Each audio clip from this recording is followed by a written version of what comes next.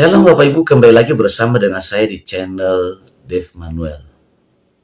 Saudara, dalam kesempatan yang baik ini kembali saya menayangkan dialog seorang edis TV dengan saudara kita dari Muslim.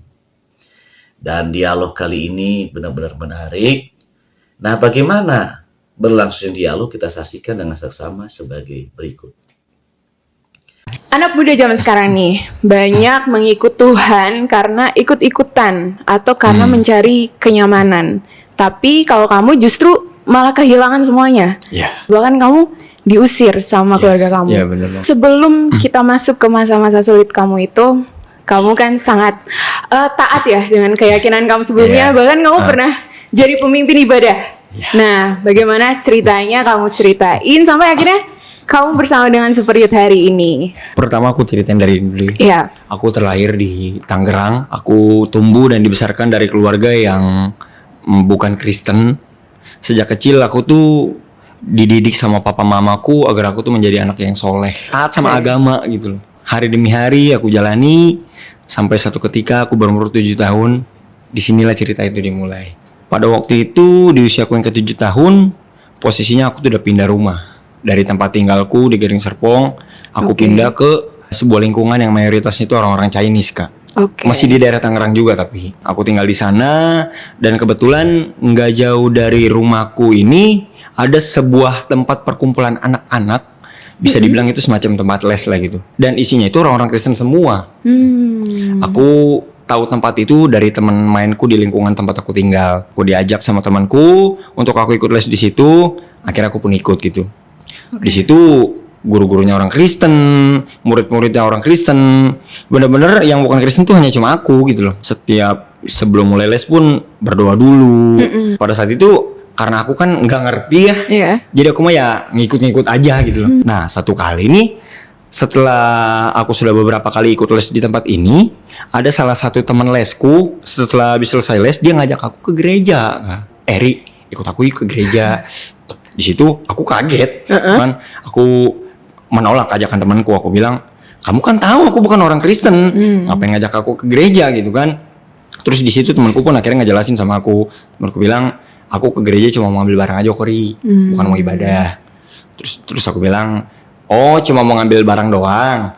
Yaudah yuk kita berangkat. Ini posisinya hari biasa, Kak, bukan hari Minggu. Iya. Akhirnya berangkatlah nih. Aku sama temanku berdua ke gereja. Sesampainya di gereja, teman aku masuk ke dalam, aku berdiri di luar. Berdiri di depan pintu gerbang. Saat aku sedang berdiri di depan pintu gerbang, ada seorang ibu-ibu keluar dari dalam gereja nyamperin aku. Ibu-ibu itu nyamperin aku, terus ibu itu ngomong sama aku, "Adek, sini masuk. Ngapain kamu berdiri di luar? Orang teman kamu aja masuk ke dalam, kok kamu berdiri di luar?" Terus di situ akhirnya aku pun ngejelasin sama si ibu itu. Aku bilang, "Maaf tante, aku ini bukan orang Kristen.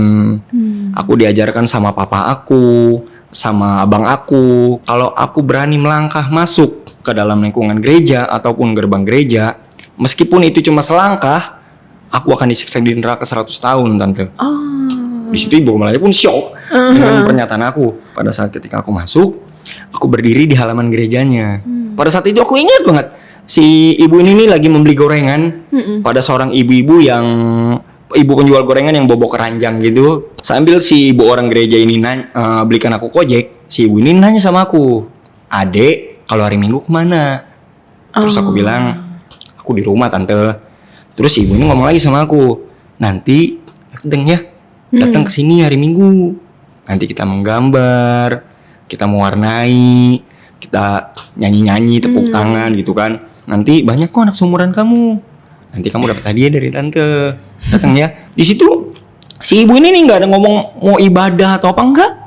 Si ibu ini tuh hanya berkata seperti itu gitu loh. Dan pada saat itu karena aku kan masih polos ya, namanya anak umur 7 tahun gitu kan, nggak ngerti gitu kan, orang ngomong apa sih gitu kan. Jadi aku sekedar yang mengangguk-anggukan kepala aja gitu loh. Kamu pikir kayak mau main aja lah ya, mau si ibunya ngomongnya begitu kan, menggambar, mewarnai. Aku hanya mengangguk-anggukan kepala aku aja gitu kan. Singkat cerita, pas aku lagi ngobrol gitu sama si ibu ini nih, temen aku dari dalam gereja keluar, nyamperin aku, terus temen aku bilang, "Ri, ini ibu pendeta aku." Pada akhirnya di situ aku tahu kalau ternyata itu tuh ibu pendeta temen aku. Oh, ini ibu pendeta. Enggak lama setelah itu kami pun pulang ke rumah. Aku sampai di rumah, entah kenapa aku nih sampai di rumah aku kepikiran Kak sama ajakan si ibu pendeta ini. Ajakan hari Minggu Iya, ajakan datang. hari Minggu untuk aku datang ibadah. Aku kepikiran dan membuat aku tuh penasaran. Dan dari rasa penasaranku itu membuat aku bertanya-tanya, sebenarnya orang Kristen itu ibadahnya seperti apa sih? Dan orang Kristen itu ibadahnya menyembah apa? Timbul tuh rasa penasaran dalam diri aku.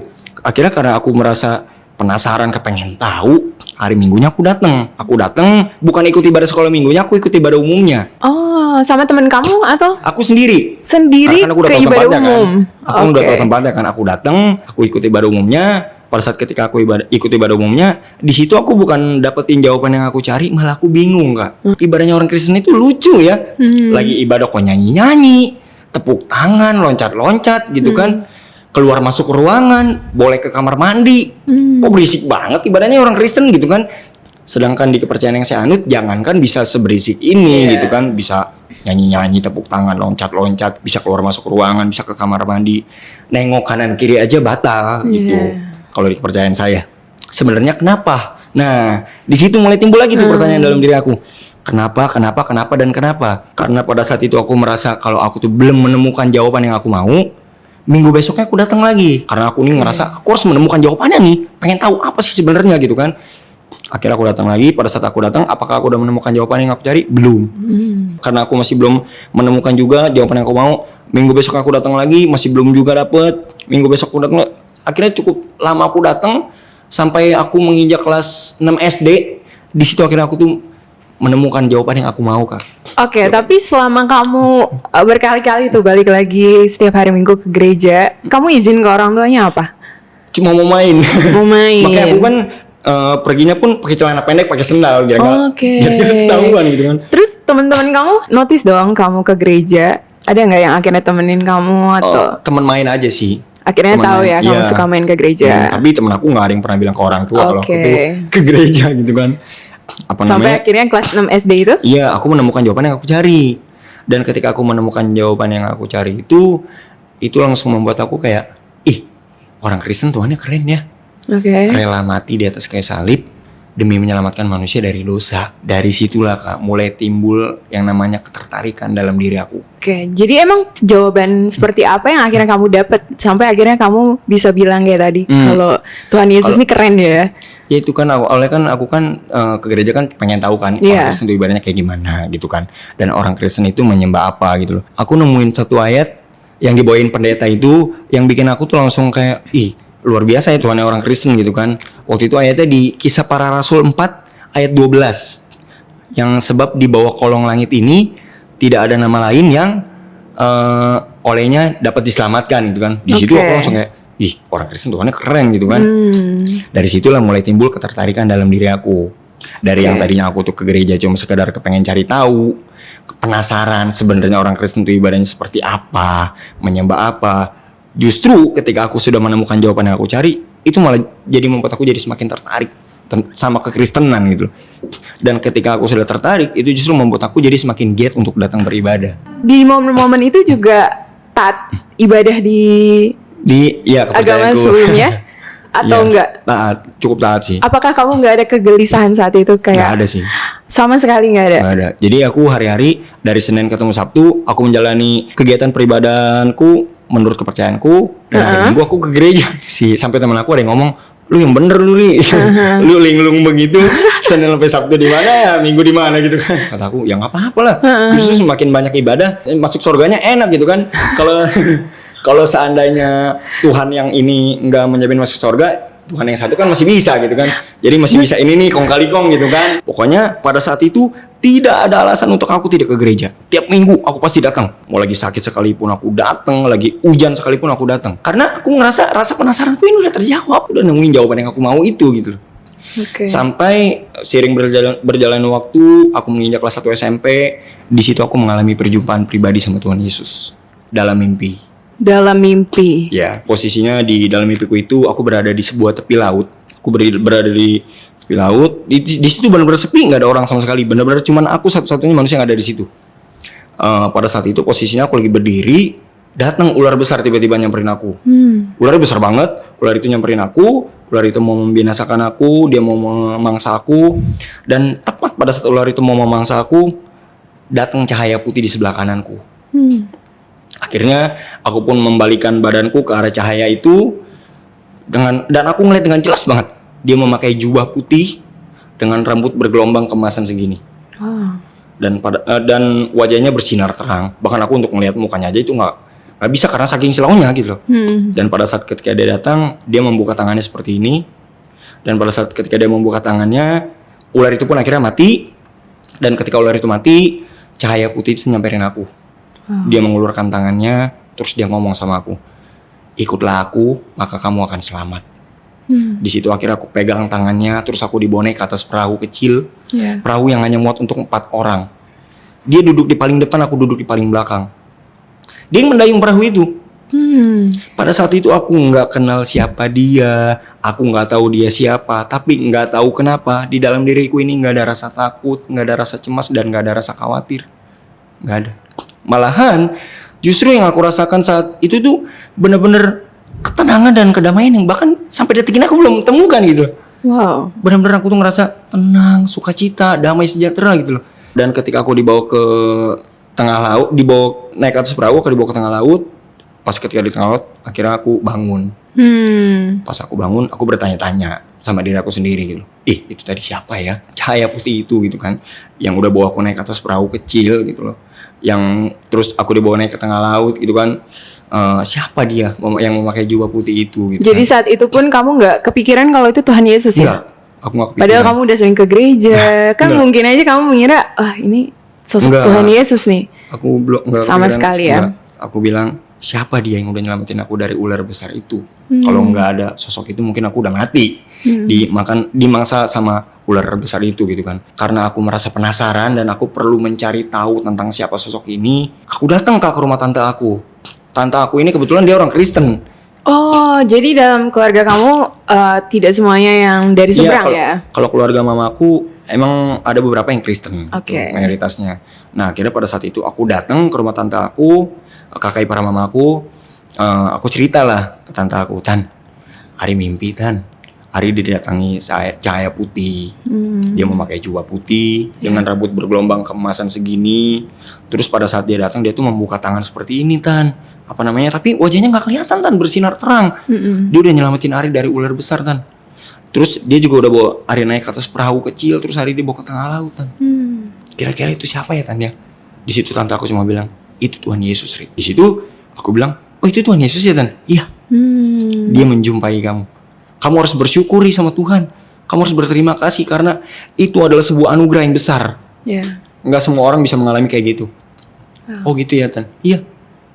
Oke deh Tan, akhirnya di situ karena aku merasa aku udah tahu nih tentang siapa sosok itu. Udah nggak penasaran ya? Udah tuh akhirnya aku pun nggak terjawab. mencari tahu lagi lah gitu tentang siapa sosok itu gitu kan. Tapi kenapa kamu nanyanya ke tante kamu yang notabene adalah Kristen? Aku juga nggak tahu kenapa tuh. Oke. Tiba-tiba nggak tahu kenapa aku nih harus nanya ke dia gitu. Oke. Orang pertama yang aku tanya itu tante aku gitu. Iya. Tentang siapa sosok itu gitu kan. Akhirnya setelah aku udah tahu jawabannya, udah tuh akhirnya aku pun nggak mencari tahu lagi tentang siapa sosok itu. Aku pun melakukan aktivitasku seperti biasanya. Berjalannya waktu, aku menginjak kelas 2 SMP. Di sini aku mulai memberanikan diri Kak untuk ngomong sama mamaku. Kalau aku tuh mau dibaptis. Oh iya. Aku mulai memberanikan diriku buat ngomong sama mama papaku. Kamu saat itu tahu tentang baptis dari mana? Dari tempat aku ibadah sih. Setiap hari Minggu itu. Iya.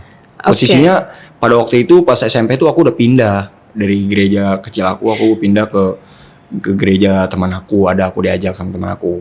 Berarti bisa dibilang selama kamu sering ke gereja itu, kamu udah mulai dimuridkan dong di gereja itu. Sampai akhirnya kamu tahu tentang Oh aku sih dibaptis. hanya sekedar yang ngedenger khotbah aja sih. Paling kadang Oke. selesai ibadah nih aku ngobrol-ngobrol gitu sama orang gitu. Jadi apa yang aku nggak tahu tentang kekristenan aku tanya. Ini tuh apa sih artinya? Kalau baptis tuh artinya apa sih? Bahasa roh tuh apa Oke. sih? Jadi aku tuh orangnya terlalu banyak nanya gitu loh, biar supaya inilah gitu aku tambah-tambah pengetahuan Iya. juga lah gitu kan. Sampai akhirnya di kelas 2 SMP itu kamu pengen dibaptis. Aku ngomong sama mama. Aku bilang, "Mah, Ari mau dibaptis." Di situ mamaku kaget mendengar perkataan aku. Mamaku bilang, "Waduh, panggil RT." Gue mau coret nih anak namanya dari kartu keluarga. Iya. Coba aja lo kalau berani sampai dibaptis, gue buang lo sama gue. Nggak bakal gue anggap anak lagi. Lu jangan macem-macem dah lu Ari. Lu mau kakak lu marah? Hah? Lu ngomong dan sono sama bapak lu. Akhirnya karena di situ aku disuruh ngomong sama papa, Aku ngomong sama papa. Aku bilang, "Pa, Ari mau dibaptis ya." Karena menurut Ari, mengikut Yesus itu adalah jalan yang benar. Di situ papaku ini juga kan kaget juga, dan papaku pun nggak mengizinkan untuk aku dibaptis gitu. Papaku bilang, dibaptis, gue coret nama lu dari kartu keluarga. Coba aja kalau berani. Terus di situ aku bilang, kalau emang itu konsekuensi yang harus Ari terima, Ari siapa? Wow. Silakan, kalau papa mau coret nama Ari dari kartu keluarga, silakan. Karena Ari itu memikirkan bukan kehidupan di dunia ini, tapi yang Ari pikirkan itu adalah bagaimana kehidupan setelah kematian gitu. Kemana nih kita setelah mati, kita mau kemana gitu. Masa kita mau ke ini sih, ke neraka gitu kan? Nggak mau Pak Ari disiksa di api neraka, nggak mau gitu. Di situ papa aku bilang pokoknya enggak, gue nggak ngizinin pokoknya gimana pun caranya enggak. Di situ aku berpikir, karena pada saat itu niat aku untuk dibaptis nggak diizinin, akhirnya aku tunda. Aku tunda niat aku. Terus selang beberapa waktu kemudian aku ngomong lagi sama mama papaku karena masih penasaran gitu kan. Pasti dikasih nih, kalau udah keberapa kali izin mah masih nggak dikasih juga. Akhirnya berapa bulan kemudian aku ngomong lagi sama mama papaku, "Ma, Pak Ari mau dibaptis ya." "Enggak boleh, pokoknya gimana pun caranya nggak boleh, gue nggak bakal izinin." Sampai pada saat ketika aku menginjak usia 15 tahun, kelas 3 SMP, di awal atau pertengahan gitu aku lupa. Kebetulan pada saat itu di tempat aku ibadah ini ada sesi baptisan, Kak. Ada sesi baptisan. Terus di situ aku mikir, aku mencoba untuk izin sama mama papa buat dibaptis, udah gitu kan. Udah berkali-kali pula, tapi nggak pernah dikasih gitu kan. Udah langsung baptis aja lah, nggak usah ngomong-ngomong lagi gitu kan. Akhirnya hari itu juga aku dibaptis, Kak, tanpa ngomong-ngomong lagi sama keluarga. Tanpa ngomong sama mama, sama papa, aku nggak ngomong-ngomong lagi. Aku nggak ngomong-ngomong, aku dibaptis. Anehnya pas dibaptisnya aku nggak ngomong-ngomong, sepulang dari dibaptis aku ngomong sama mama. Laporan tuh. Iya. Ma, aku udah dibaptis. Aku bilang, Ari habis dibaptis. Di situ aku kaget. Apa? Dibaptis? Kan gue udah bilang lu jangan dibaptis. Kok lu malah dibaptis? Kenapa lu ngeyel? Bohongin orang tua aja lu kerjaannya. Belum dibaptis juga bilang udah dibaptis. Beneran mah. Aduh, udah dibaptis. Nih bukti kalau Ari udah dibaptis. Aku tunjukin baju aku yang basah gitu. Aku bilang, namanya orang dibaptis itu kan ditenggelamkan mah di kolam renang. Nih makanya baju Ari basah. Makanya Ari pulang dengan baju yang beda gitu. Di situ karena aku tunjukin baju aku yang basah itu, akhirnya mamaku percaya. Akhirnya saat itu mamaku pulang ke rumah, mamaku ngomong sama papaku, "Nih lu lihat nih anak lu, nih lihat nih. Dibaptis, nggak ngomong-ngomong lagi sama kita. Kata dia mah dia hidup sendiri kali, nggak punya orang tua." Di situ papaku pun marah besar gitu kan. "Panggil RT cepetan. Gue mau coret nih, bener-bener gue mau coret nih nama nih anak dari kartu keluarga gue. Mulai hari ini dia bukan anak gue lagi." Lagi di posisi pengen kenal Yesus tapi malah dianggap musuh sama keluarga sendiri. Sampai diancam gak dibolehin pulang, gak diakui anak. Kita tahu itu berat banget. Kita siap jadi keluarga baru buat dengerin ceritamu. Kamu bisa chat kita, Sahabat 24, di WhatsApp 0822 1500 2424. Yuk lanjut dengerin ceritaku. Terus juga akhirnya detik itu mamaku menghubungi abang aku. Mamaku cerita, "Nih adek lu nih, lu lihat nih, dibaptis tanpa ngomong-ngomong lagi sama orang tua. Padahal sebatang kara bukan gitu kan, hidup masih tinggal sama orang tua tapi bisa-bisanya gitu memilih untuk beda jalur gitu kan." Di situ abang aku pun marah besar lah gitu. Ngomong panjang lebar sama aku dimarah-marahin. Sampai di akhir kata abang aku tuh ngomong sama aku, "Lu, gua kasih 2 pilihan. Lu tinggalin Yesus, gua sekolahin lu sampai sarjana. Atau lu pilih nomor 2, lu tetap ikut Yesus tapi gua lepas tanggung jawab." Di situ sebelumnya aku mau ceritain dulu kenapa abang aku nih sampai ngomong kayak gitu ya. Jadi aku tuh semasa SMP, baik itu uang SPP, uang pangkal, seragam, alat-alat sekolah, semuanya abang aku yang membiayai. Sampai pada saat aku menginjak kelas 3 SMP, aku memutuskan diri untuk dibaptis, abang aku ngasih 2 pilihan itu. Tinggalin Yesus tapi gue sekolahin sampai sarjana, atau lu tetap ikut Yesus, gue lepas tanggung jawab. Di situ aku dengan tegas aku ngomong, "Ari, pilih nomor 2. Di situ pada saat ketika aku pilih nomor 2, makin marah bang aku, Kak. Iyalah. Makin marah besar. Di situ abang aku bilang, "Udah kena doktrin apa lu sama orang Kristen, ha?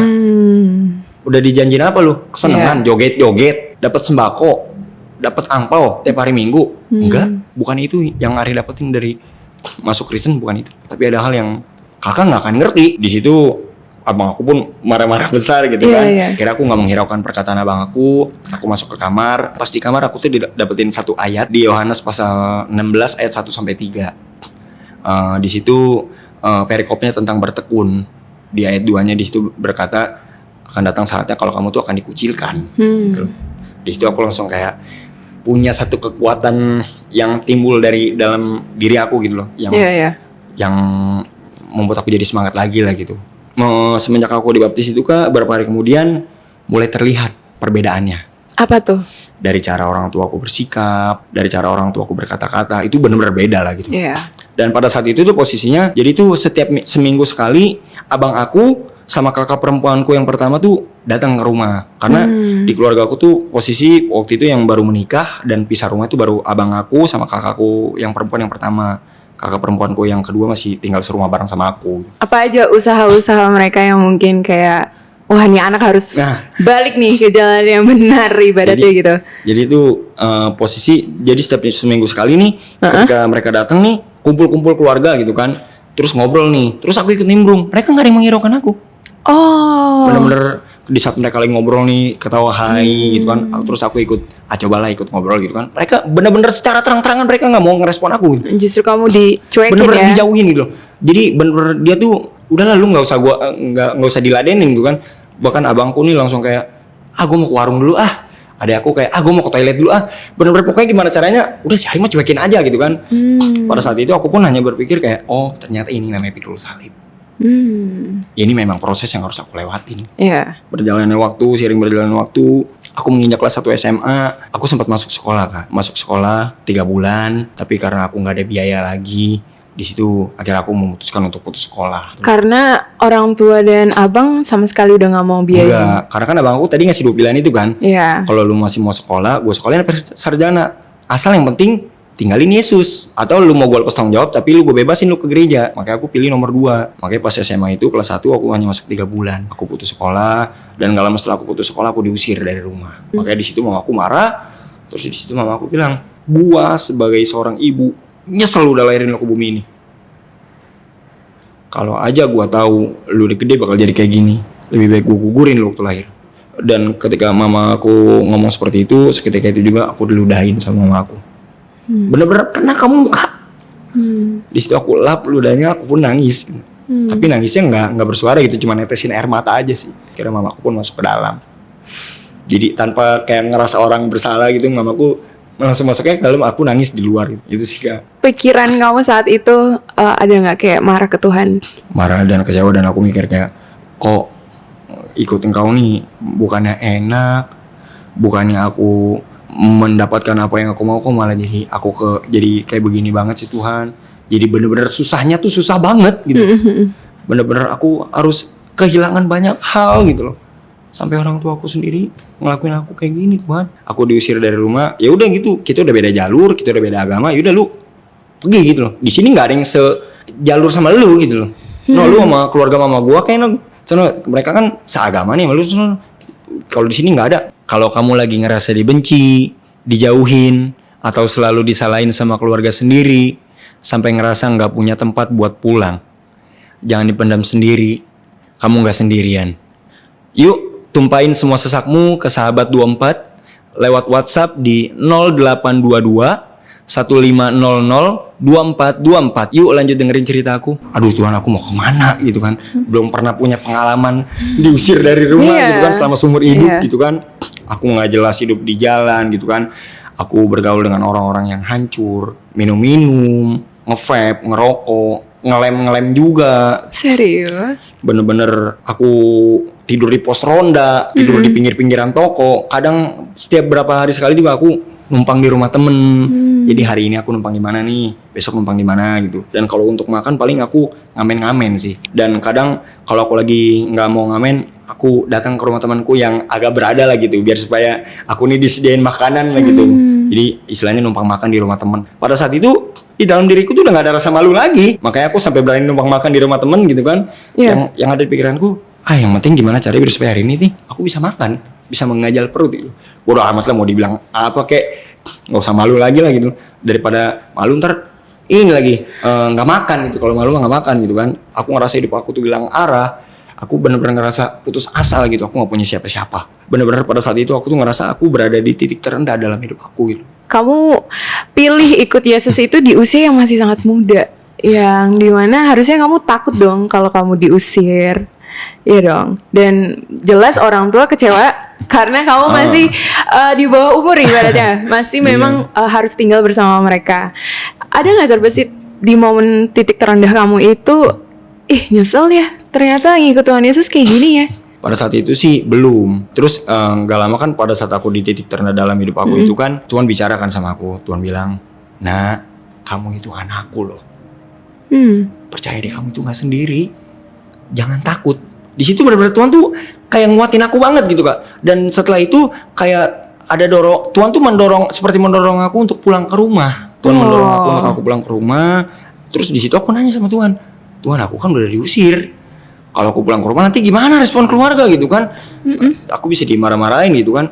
Terus di situ Tuhan bilang, "Nah, nggak mungkin seorang anak ketika ia meminta roti dikasih ular oleh ayahnya, nggak mungkin." Terus di situ aku mikir, iya juga sih Tuhan, bener juga. Di situ akhirnya aku pulang tuh ke rumah. Aku sampai di rumah, mama aku ngomong sama aku, "Ngapain lu balik lagi? Udah beda jalur masih aja balik. Udah diusir juga masih aja. Dasar nggak punya malu gitu kan." Terus karena aku di situ udah bingung, nggak tahu lagi harus kemana gitu kan, aku udah putus asa. Akhirnya aku pun nggak dengerin perkataan mama aku masuk ke dalam rumah. Semenjak kepulanganku itu masih sering kali papa aku selalu ngomong sama aku, "Udah lu balik lagi, ngapain ngikutin yang nggak bener? Pikirin nih nanti mama papa meninggal siapa yang doain." Itu yang harus dipikirin. Dan asal lu tahu Ria, ini dalam keluarga ini nih semua dosanya itu papa yang nanggung. Dengan lu memutuskan untuk beda kepercayaan, beda jalur, itu Ri, papa nanggung dosanya gede banget Ri. Aduh, udah lu balik lagi, ayo ikut papa gini. Terus disitu aku ngomong sama papa aku, "Pa, yang namanya dosa itu urusan masing-masing. Meskipun di dunia ini kita statusnya adalah seorang ayah dan anak, di sana tuh kita nggak kenal Pak. Kita nggak bergandengan tangan. Dan yang namanya mendoakan orang tua itu pada saat dia masih hidup, bukan ketika dia udah meninggal. Kalau udah meninggal ngapain didoain gitu kan?" Dan kalau papa bilang kalau yang Ari percaya ini nggak bener, karena papa tuh nggak ngerti, makanya papa bilang seperti itu. Di situ papa aku bilang, Riri, Yesus boro-boro mau nyelamatin manusia dari dosa, dia aja disalib nggak bisa apa-apa, pakai kolor doang gitu kan, palanya kemana? Ke kiri apa ke kanan? Terus di situ aku pun ngomong lagi sama papaku, "Pa, Yesus mati di atas kayu salib. Dia nggak ngelawan bukan karena dia nggak bisa ngelawan, Pak. Dia diam aja bukan karena dia nggak bisa, tapi karena memang untuk itulah tujuan dia datang, untuk mati di atas kayu salib demi menyelamatkan manusia dari dosa." Bisa nggak Yesus nyuruh para malaikatnya untuk membinasakan orang-orang yang nyalipin dia? Bisa. Orang dia Tuhan kok, dia punya kuasa. Tapi apa? Dia nggak mau lakuin itu karena emang tujuan dia datang untuk mati di atas kayu salib. Tujuannya mulia, nyelamatin manusia dari dosa. Di situ papaku bilang, kayak apa sih? Kayak nggak percaya lagi. Kalau papa kepengen kenal siapa itu Yesus, papa kepengen tahu tentang kekristenan, ayo ikut Ari, kita sama-sama belajar. Di situ papaku bilang, gue nggak mau percaya, nggak mau ngikutin lu, gue mah nggak bener. Di situ aku bilang, kalau papa emang nggak mau percaya, nggak mau ngikutin apa yang Ari yakini, tolong hargai apa yang udah Ari percaya ini. Kita saling toleransi lah, jangan saling menghina. Saudara yang kasih Tuhan, tadi kita telah mendengarkan bagaimana berlangsungnya dialog. Ini membuktikan bahwa apa yang disampaikan Edis TV itu tidak bisa terbantahkan. Meskipun banyak orang yang salah memahami atau gagal memahami apa yang beliau sampaikan selama ini. Tapi ketika dia menjelaskan tadi, ini berdasarkan fakta. Apa yang tertulis dari sebuah kitab dan apa yang tersirat dari yang tertulis itu, ya sungguh tidak terbantahkan. Kita sebagai orang yang beragama, ya kita memang harus memiliki pengetahuan yang dalam terhadap iman percaya kita, supaya ketika dipertanyakan, disalahpahami, kita bisa menjawabnya dengan bijaksana, dengan pengetahuan yang kita miliki. Nah, oleh karena itu, Anda harus memiliki pemahaman yang dalam, benar-benar memiliki pendalaman kebenaran yang sejati itu dengan sempurna. Tentu tidak datang begitu saja, Kita perlu menggali, kita perlu mempelajarinya sampai kita ketemu kebenaran yang sejati di dalamnya. Demikian tayangan saya kali ini. Sampai ketemu di tayangan saya selanjutnya. Terima kasih dan Tuhan memberkati. Shalom.